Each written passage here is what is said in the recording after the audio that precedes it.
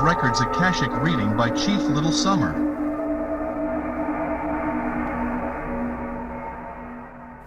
Our asteroid belt was once a planet called Meldek.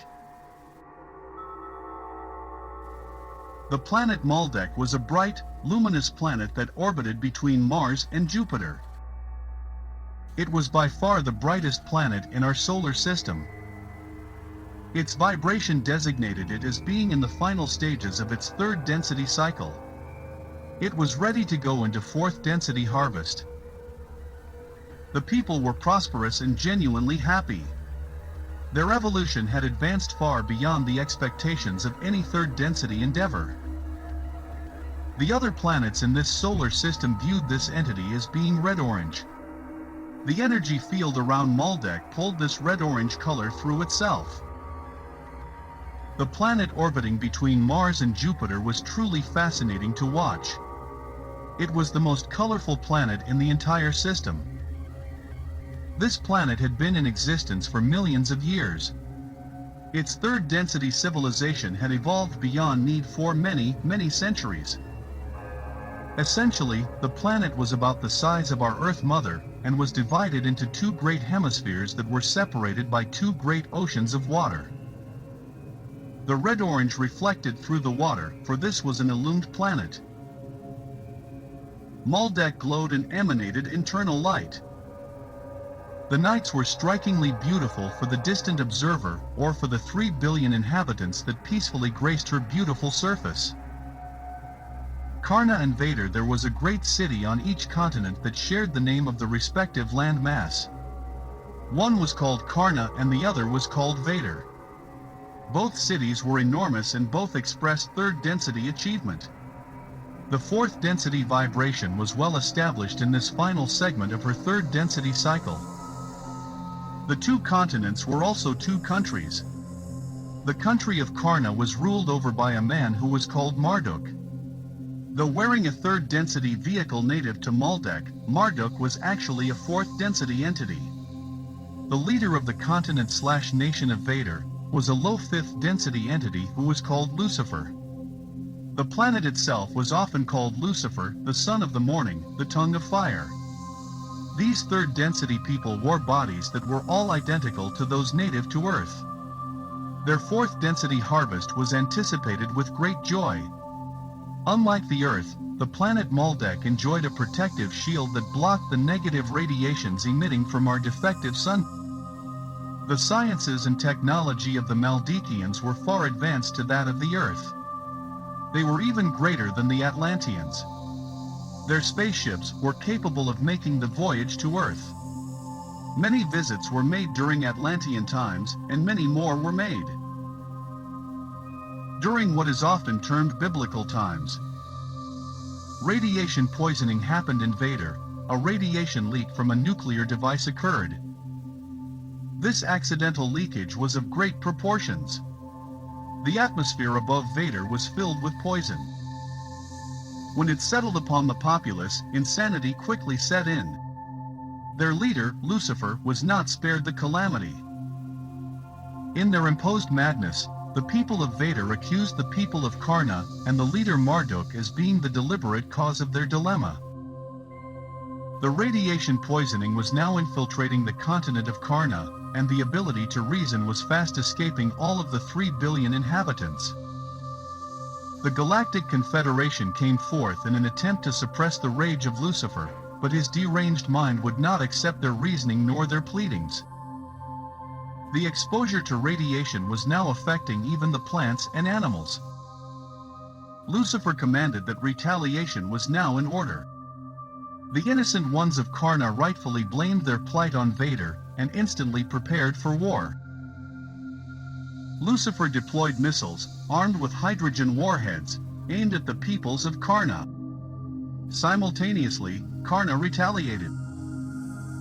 The Galactic Confederation pleaded with both sides, but their insanity was too great for anybody to listen. The Galactic Confederation could not intervene, for the law of free will would be circumvented. In horror, they stood helplessly and watched. The living hydrogen did indeed accomplish that was predicted. The horrific chain reaction was achieved, as the two mighty oceans exploded. Meldek exploded in a fiery flash of light that momentarily resembled the light of our noble sun. The planet was reduced to asteroids, gravel, and dust. The red-orange dust drifted far and wide through the solar system. The force field rings of Saturn, once invisible, now became brilliantly illumined, as the dust of Meldek was captured and collected amongst the rings.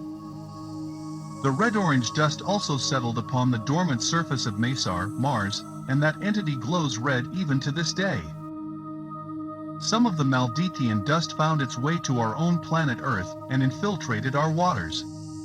And the rivers ran red as if they were blood, quotes ancient holy works.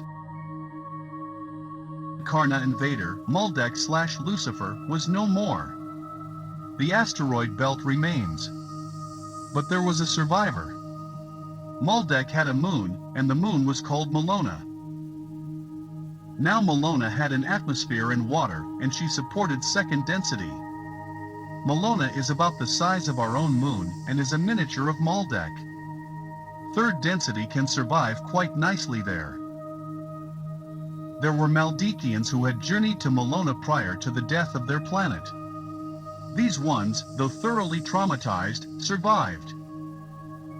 Their descendants survive even today, as Melona wanders her way through the maze of rubble in the asteroid belt.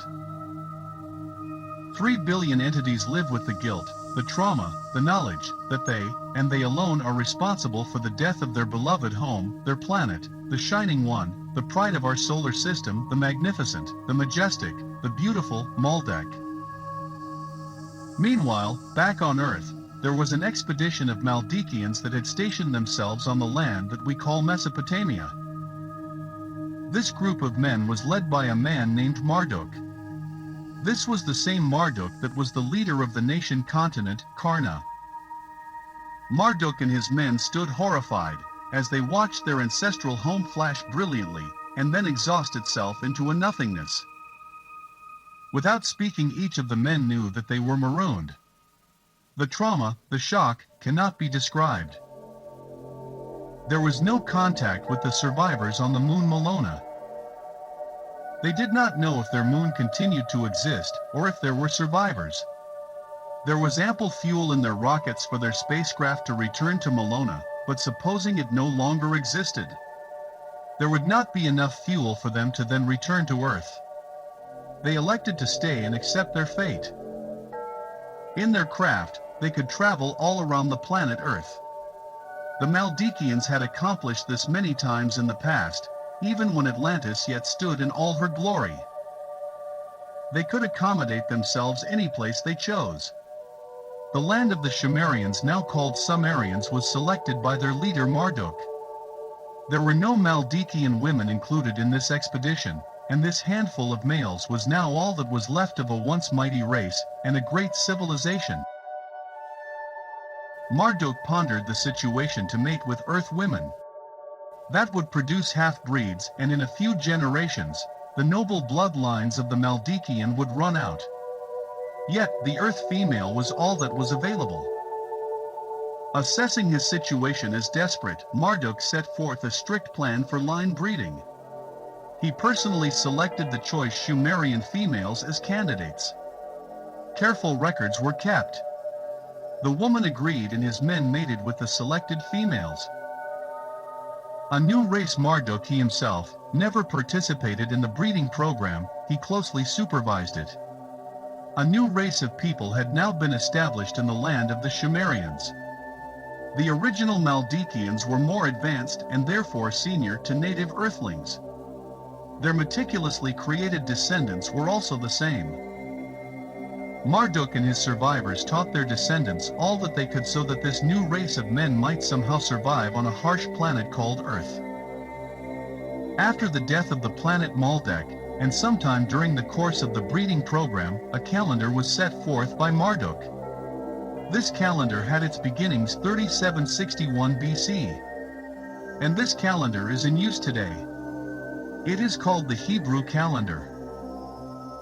Marduk was never informed, nor did he understand, the reasons behind the cruel, and unusual behavior patterns of second and third density life here on Earth. Earth was of a lesser vibration where suffering, sorrow and frustration are the teachers. The prime reason for Earth's hostile nature was other than our defective sun, but this was not yet discovered. The original Meldekians never got used to this course of this vibration. The new race was in its early stages while their founders were growing older. The Meldekian normally lived for several centuries, but Earth life was extracting a premature toll on them. Though surface life was traditional, the prevailing conditions of the sun left much to be desired. At first the history records were preserved through writing. Continuous movement caused a loss and displacement of many of the documents. Taking their cue from the Aborigines, the Jews begun to sing the history. The plan had Meldek survived, in 5,000 or 6,000 years from now, the largest fourth density positive harvest in this sector of our Milky Way galaxy would have taken place. The Earth's unharvestable would have been taken to the etheric plane of Meldek, and under those positive, love vibrations, a great number of Earthlings could have made their fourth density harvest. This was the overall plan, but of course, it didn't work out like that. Lucifer, but what of Lucifer, the former light-bearer, the love-bearer, the ruler of Vader, on a planet that was often called by his name, the illumined one, the shining star? What became of Lucifer? The entity Lucifer, though wearing a third density body, was actually low fifth density. His noble body was destroyed during the explosion of his planet, just like everybody and everything else. The accidental radiation poisoning that was released into the atmosphere of Meldek affected this one severely. As the contaminated dust fell, it seared the minds of all. All the negative qualities, greed, envy, hatred, jealousy, revenge were thoughts that flooded his brain. Marduk was safe, but stranded on a barbaric planet called Earth. Lucifer envied him with all the jealous hate he could muster. He chose to see Marduk as the source of his dilemma and ensuing demise, even though he was millions of miles away at the time. Marduk was the rival, the competition, in his agonizing, mindless insanity. Lucifer set out in earnest to avenge his demise. He called. Orion answered. Now with Orion's instruction and assistance, Lucifer, still crazed by the radiation, sought, found and accepted the power required to accomplish his desires. A positive fifth density entity had now turned negative service to self.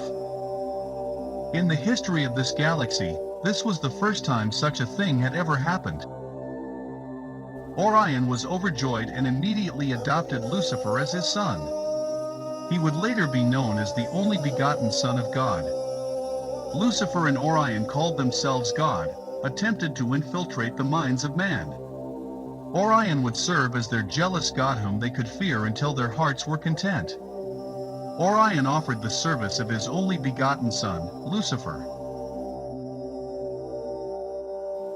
Izu, a high fourth density wanderer, a stranger in these parts of the solar system. He noted the captured minds of the Jews and knew the disaster that would follow. He elected to incarnate as a Jew with the express purpose to wreak havoc with the leaders of the Sanhedrin, and thusly awaken the Jewish people to their hazardous condition and situation. Izu was not all that appreciated by the Jews, and certainly not by Orion or his loyal son Lucifer. Try as he may, Izu was having considerable difficulty in accomplishing his mission. At approximately age 30, during the baptism, Izu left his body, and a transcendental soul, as the Christ, entered therein and finished out the final 3 years of that incarnation. Orion took a holiday and Lucifer was thoroughly disgusted.